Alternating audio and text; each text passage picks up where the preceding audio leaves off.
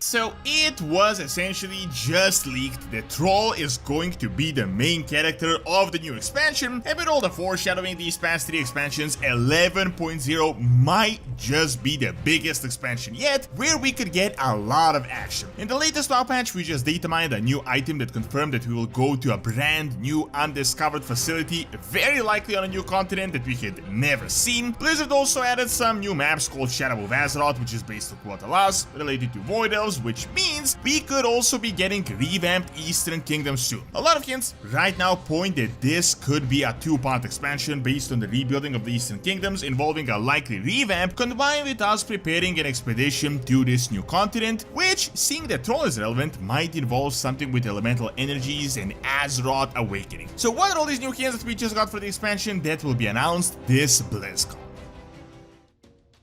If you guys are liking Dragonflight, you're gonna love Call of Dragons, an amazing MMO strategy right in your pockets. Imagine a combination of an RTS and an MMO with up-to-date standards and graphics. I mean, what better can you get as a fan of Warcraft? Now, these terrible ancient behemoths had arisen. There's 8 of them, and each one is a super unique challenge with guild versus environment combat instances. Now, the absolute coolest thing is you can become your alliance's beastmasters and tame them, and then use them as a weapon, and you can catch them all. Depending on how you train them, they can be a devastating weapon on the battlefield, and with multiple skill trees and wise guidance, it is going to be an unstoppable asset. It is a huge responsibility, but just don't forget to feed it. There is also PvP, large-scale battles, a ton of other MMO features with PC and mobile crossplay. So make sure to check out my link in the description below or use the QR code on the screen and use code CODMonsters to get amazing rewards in-game to become a Beastmaster today. Magic, Monsters, Mastery.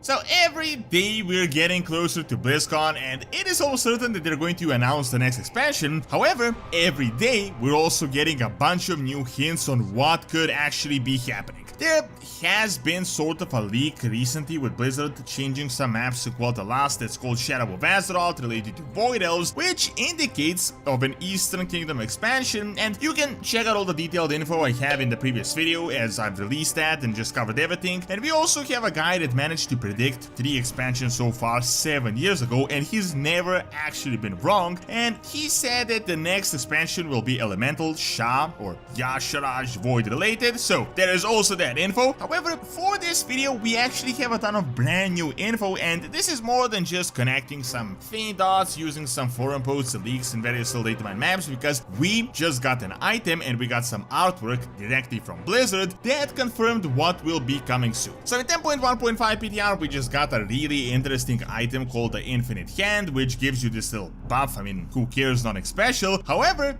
this little buff says that it is only active in Uldaman, Ulduar, Uldum, Uldir, Uldirus, and Ul'dah. Now, check this out. All these places are actually Titan facilities built for various purposes. Some were the seat of the Titan Keepers, some were water purification factories, some were literally meant to destroy the entire planet. However, what is interesting is that we have actually visited all these places except Ul'dah. Now, keep in mind, this item says that it will be active in Ul'dah, which in my opinion almost certainly confirms that we are going to go there quite soon. This is not just some flavor text that mentions some vague lore, some vague cosmic being. I mean, this literally says you can use it in this zone, and I'm pretty sure they wrote this, they knew what is going to happen. Now, this is where things get really interesting, and I think this might just be the biggest hint that we have in regards to new content so far. Check this out. All the facilities are on different continents. We've got Uldaman in the Eastern Kingdoms, we have Ulduar in Northrend, we have Uldum on Kalimdor, we have Uldir in Zandalar, and we have Uldirus on the Dragon Isles. Now, it doesn't discount that this Ul'dah could be on the Dragon Isles, for example, but let's be real, if 6 of these follow this logic on separate continents, it is very likely that the 7th is going to do it as well. I'm certain by this point all of you have heard of this little place called Avaloran, and I don't really want to bother bother you too much of this, you're very likely already aware of a bunch of the hints, but let's just say it is incredibly likely that Aldaz is exactly on this Avaloran. Aldaz was actually briefly mentioned in BFA back in the day, and now in Dragonflight we got a ton of foreshadowing for this new continent. Avaloran is a very likely continent as we haven't seen it anywhere, and we know the Titan Keepers sent expeditions to go there. An expedition definitely implies a significant journey, possibly across the sea, and we also know that this was a place where the Titan Forge were, which means there is probably a major Titan facility in this place. We just learned in the Dragonflight that a group of Titan Forged rebel against their masters, essentially bunkered themselves up in the zone. They took over the zone, and this happened thousands and thousands of years ago. I mean, it is hard to pinpoint it, but almost certainly older than 20,000 years ago, which significantly implies that this civilization might have isolated themselves, and we could literally have a place right on Azeroth that is something unlike anything we had ever seen before, because it was isolated for such a long time. When we combine this with Nightsquall and the pirates, it isn't hard to connect this to a brand new continent. This legendary pirate only appeared briefly in 10.0.7, and we know his lore didn't have anything to do with the recent patches and the recent storylines, so this is very likely either foreshadowing for the end of Dragonflight or for the next expansion. For a long time, there has been a mystery that a whole giant hidden continent exists west of Kalimdor and that no one could ever reach it, or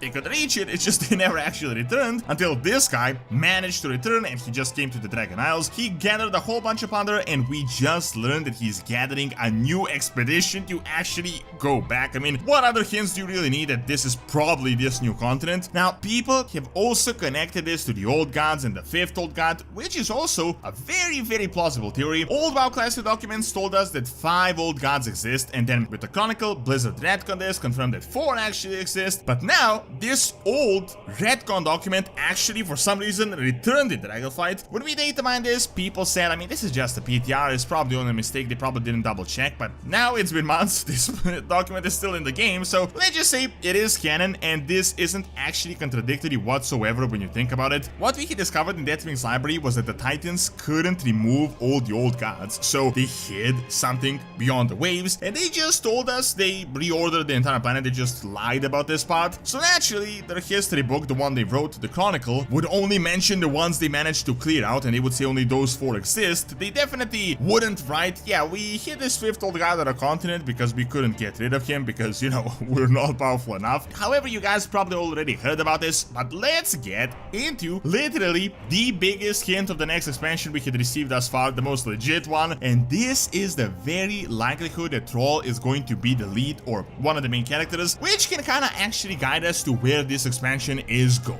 So, about a week ago, we got a brand new official BlizzCon announcement out that includes all the characters from Blizzard's relevant franchises that will be covered on the convention, but then for Warcraft, we got Thrall. Now, initially you would think, I mean, who cares, like this is just an iconic WoW character, kind of a neutral one that people associate with Warcraft, but let's just say that has never actually been the case, and we have the history to prove it. Back when Shadowlands was announced in 2019, we had Sylvanas on the cover art, and, well, you know who was relevant in that expansion, and we also had Jaina back when BFA was announced in 2017. Now, we can't say that BFA was a Jaina expansion and Shadowlands was a Sylvanas expansion, but it is sort of a half-true. They were essentially lead characters of these two expansions, so if we go by this logic, we could say that Thrall is going to be one of the main characters of 11.0, and honestly, this makes perfect sense. Blizzard has constantly been talking about how they want to scale down, they want to go back to that classic RPG feel of Azeroth, the World of Warcraft. Dragonflight is